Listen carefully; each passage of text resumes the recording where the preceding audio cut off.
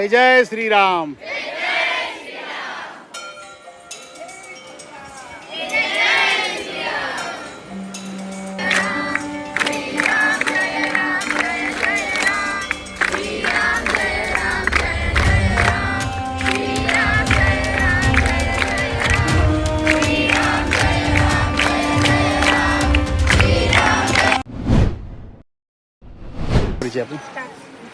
મારું નામ સોલંકી રિદ્ધિ મહેશભાઈ છે. અમે આરએસએસની સંસ્થામાંથી આવ્યા છીએ. મણિનગરથી 23-24 કિલોમીટર દૂર નૈનપુરમાં આવેલ જલારામ ધામમાં અમે અહીંયા આવેલા છીએ. અમે અહીંયા રક્ષાબંધનનો કાર્યક્રમ વૃદ્ધો સાથે કરવા માટે આવ્યા છીએ. અહીંયા આવીને અમને આધ્યાત્મિક રીતે શાંતિ મળી અને મન એકાગ્ર થયું. અહીંયા અમને રામધૂનનો પણ લાભ મળ્યો છે, જેનાથી અમારું મન શાંત થયું અને અમને સારું લાગ્યું. અહીંયા અમે જે આવે છે જે લોકો તેને ભૂખ્યાને ભોજન અને તરસ્યાને પાણી પીવડાવ્યા વગર કોઈને જવા દેતા નથી. માટે અહીંયા આવીને અમને ખૂબ જ આનંદ થાય છે અને અહીંયા આવવાથી અમને એવું થાય છે કે અમે બીજી વાર પણ અહીંયા આવીએ. વૃદ્ધો સાથે અમે વાતચીત કરી તો અમને એવું લાગ્યું કે અમારે પણ અમારા માતા પિતા સાથે આવું કરવું જોઈએ નહીં, કદી પણ અમારે એવું કરવું જોઈએ નહીં, એવી અમને એ લોકોએ સલાહ આપી છે. કેવું લાગી રહ્યું છે જ્યારે વડીલો તમારી સાથે છે ઘરમાં, જેમ દાદા દાદી હોય એમ? અમને ખૂબ જ સારું લાગી રહ્યું છે. વડીલોએ અમને બધું કહ્યું કે તમારે આવું કરવું જોઈએ, માતા પિતાને કોઈ દિવસ તરછોડવા ન જોઈએ, કેમ કે અમારી ઉપર જે વીતી છે એવું કોઈની ઉપર ના વીતે એવું અમે ચાહીએ છીએ, એવું અમને કહેવામાં આવ્યું. મારું નામ સોલંકી રિદ્ધિ. અમે અહીંયા આરએસએસમાંથી આવેલા છીએ. મણિનગરથી 23-24 કિલોમીટર દૂર નૈનપુરમાં અહીંયા જલારામ ધામ છે, ત્યાં અમે આવેલા છીએ. અહીંયા આવીને અમને અમારા મનને આધ્યાત્મિક શાંતિ મળેલ છે અને અમને અમારું મન એકાગ્ર થયું છે. અહીંયા રામધૂનનો પણ અમે લાભ લીધેલ છે. અહીંયા જે ધૂન થાય છે તેનાથી અમારા મનને શાંતિ મળે છે. આ ભાવમાં અમને અહીંયા આ જોવાનો લાભ મળ્યો એ અમારા માટે સારી વાત છે, પણ ખૂબ આનંદદાયક વાત છે. અહીંયા જે આવે છે તેને ભૂખ્યાને ભોજન અને તરસ્યાને પાણી પીવડાવે છે. ત્યાં અહીંયા ભોજન કર્યા વગર જવા દેતા નથી. અહીંયા આવીને અમને બહુ જ આનંદ થાય છે અને અમે બધાને કહીશું કે અહીંયા આવે. વડીલો પણ છે અહીંયા, વડીલોના આશીર્વાદ પણ લેશો, તેમની સાથે રક્ષાબંધન પણ ઉજવશો? અહીંયા અમે આરએસએસમાંથી આવ્યા છીએ અને વડીલો સાથે અમે તેમની સાથે વાતોચીતો કરશું અને તેમની સાથે રક્ષાબંધનનો કાર્યક્રમ ઉજવશું. ખાસ કરીને કેટલા બાળકો આવ્યા છો અને કઈ રીતે આપણે દિવસ દરમિયાન તમે એમની સાથે વિતાવશો વડીલોની? ખાસ કરીને અમે અહીંયા આવેલા છીએ રક્ષાબંધન માટે અને અમે બધા વિદ્યાર્થીઓ જેમ કે 50 જેટલા આવ્યા છીએ અહીંયા રક્ષાબંધનનો કાર્યક્રમ ઉજવવા માટે, અને સાથે સાથે શિક્ષકો અને અમારા વડીલો પણ આવેલા છે સાથે. અને અહીંયા બીજી વાર આવા નાના બાળકોને લઈને આવ્યા છીએ તો સારા એવા અનુભવો થયા છે કે એમના દાદી દાદાને ઘરમાંથી આવી રીતના થાય તો કોઈ દિવસ એમને પણ આવું ના થાય, કેમ કે અહીંયા આવીને અમને એવા વૃદ્ધો મળ્યા છે કે બહુ દુઃખી છે, એટલે એમને આવું બીજી વાર ના થાય એ માટે છે ને અમે એમને પ્રેરણા આપી છે કે અમે આવું નહીં કરીએ ભવિષ્યમાં અમારા દાદી દાદા સાથે કે અમારા મમ્મી પપ્પા સાથે પણ અમે આવું નહીં કરીએ.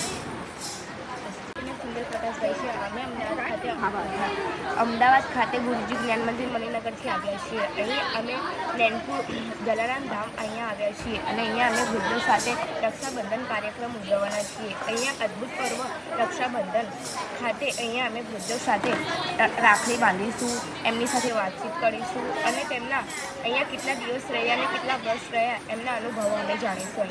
અમે ત્યાંથી અહીંયા આવે તો મને ખૂબ આનંદ થયો અને અમે અહીંયા આવીને રામધૂન પણ કરવા મળી, એનો અવલૌકિક આનંદ થયો છે અને મને શાંતિ પણ મળી છે. અહીંયા આવીને મને ખૂબ સારું લાગ્યું, બીજી વાર આવવાની એવી ઈચ્છા ઉદ્ભવી છે.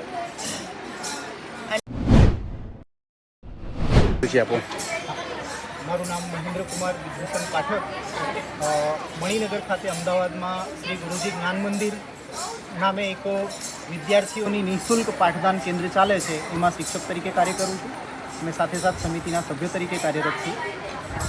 આજે અમદાવાદથી કાલની તારીખમાં એટલે કે પૂર્ણિમાના ઉપલક્ષમાં રક્ષાબંધન કાર્યક્રમ નિમિત્તે છોકરાઓ વડીલોને મળે, વડીલોની સાથે એમના જીવનના સંભાળવાની વાતો વાગોળે અને એની સાથોસાથ એમના જીવનનો અનુભવ પ્રાપ્ત કરે એ સંદર્ભમાં અમારા આવા સમાજના સામાન્ય વર્ગના બાળકોને અનુભવ મળી રહે અને કંઈક જાણવા મળે એના માટે અમે વૃદ્ધોની સાથે મુલાકાત માટે અહીં લઈને આવ્યા છીએ.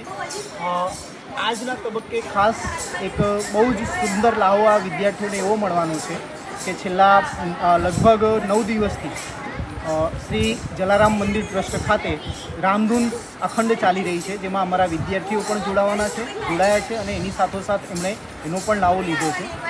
ખાસ કરીને જ્યારે જલારામ મંદિર ખાતે આવવાનું હોય ત્યારે ભૂખ્યાને અન્ન અને તરસ્યાને જળ એ સામાન્ય એક ઉક્તિ છે. આદિ અનાદિકાળથી જે ચલી આવે છે કે ભૂખ્યાને ટુકડો અને હરી દુકડો, એટલે એ સંદર્ભમાં શરૂઆતથી લઈને આજ સુધીના વિદ્યાર્થીઓની બધી જરૂરિયાતો પૂરી થાય એવી રીતે અમે અહીં લાવ્યા છીએ. ખાસ જે એક સામાજિક સમરસતાની વાત આવે છે એમાં વિદ્યાર્થીઓને સમાજના એવા તબક્કામાં લઈ જવામાં આવે જ્યાંથી એમને કંઈક શીખવા મળે અને એ સંદર્ભમાં વિદ્યાર્થીઓ રક્ષાબંધન ઉત્સવ પણ અહીંના વૃદ્ધાશ્રમના વૃદ્ધો સાથે મળીને ઉજવવાના છે અને એમની સાથે વૃદ્ધાશ્રમમાં વૃદ્ધોનું પૂજન, વડીલોનું પૂજન અને એની સાથોસાથ એમના આશીર્વાદ લઈને એમના જીવનની અંદર આગળ વધવાનો એક પ્રયત્ન જે છે એ છોકરાઓ કરવાના છે. એના માટે અમે અહીં જલારામ અન્ન ક્ષેત્ર જે ચાલે છે નૈનપુર ખાતે અમદાવાદમાં ત્યાં આવ્યા છીએ. મારું નામ છે કનુભાઈ ચતુરભાઈ રાઠોડ. હું શ્રી ગુરુજી જ્ઞાન મંદિરમાં સંચાલકની જવાબદારી નિભાવી રહ્યો છું. અહીંયા આગળ મારી સાથે લગભગ 60 વિદ્યાર્થીઓ જોડાયેલા છે. અમે છેક મણિનગરથી અહીંયા 23 કિલોમીટર સુધી અહીં જલારામ બાપાના મંદિરે અહીં દર્શન કરવા આવ્યા છીએ. અહીં અમે રક્ષાબંધન બી કરવાના છીએ. અહીં રામધૂન બી ચાલે છે. અહીંયા આગળ ઘણી બધી પ્રવૃત્તિઓ ચાલી રહી છે જે હું મારા વિદ્યાર્થીઓને હું બતાવવા માંગતો હતો, જેથી કરીને એમનામાં કોઈક નવી પ્રેરણા મળે એ આશયથી હું મારો અહીંયા આગળ પ્રવાસ મેં કરેલો છે.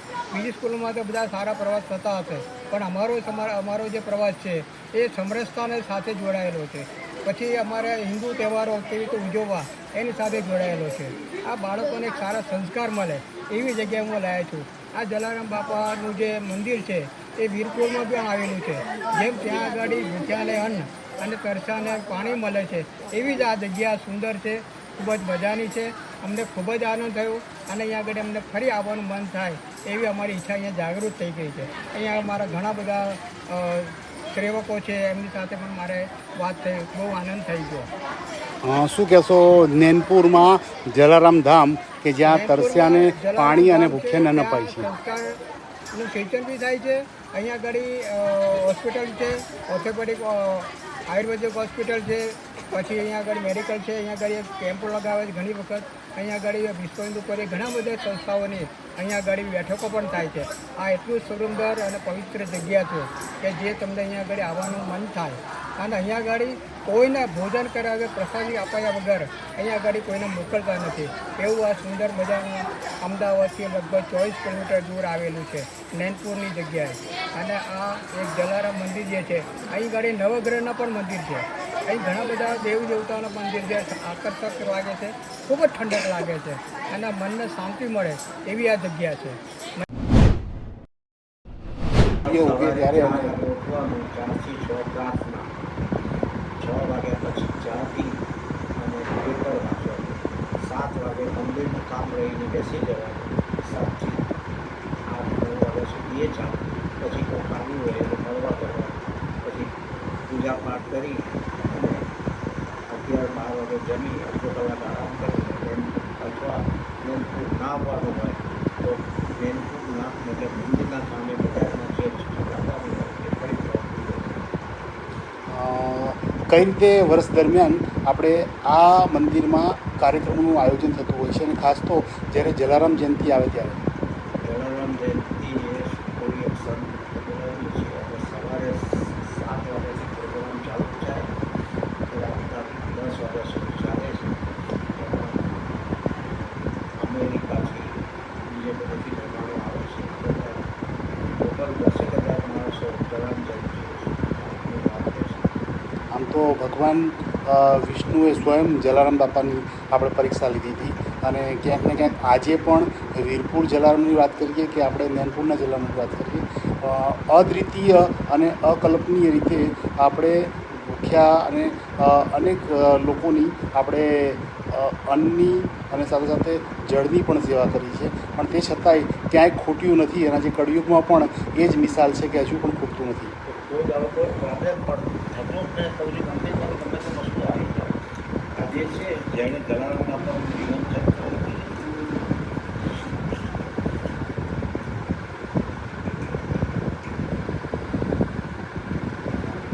સૌભાગ્ય છે તે મહેમાજી મહેતા જેણે પહેરેલી જલારામ બાપાની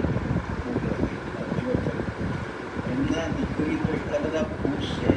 આજે એ પણ લગભગ 9 વર્ષની આસપાસ છે.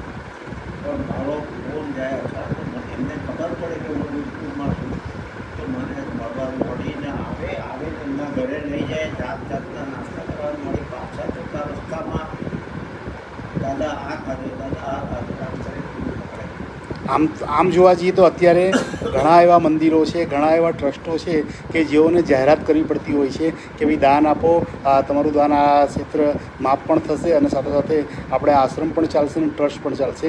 પણ આ એક જ એવું ધામ છે કે જ્યાં આપણે કોઈની સામે હાથ લંબાવવો નથી પડતો. શું સંદેશો આપશો લોહાણા પરિવારને અને અન્ય સમાજના લોકોને કે સેવા આ 1,84,000 યોની પછી જ્યારે માનવદેહ મળતો હોય છે ત્યારે શું કરીને આપણે આ દુનિયામાંથી વિદાય લેવી જોઈએ? ભગવાનનું નામ અને થાય એટલો જરૂરિયાતમંદોની સેવા એના જો તમે કરતા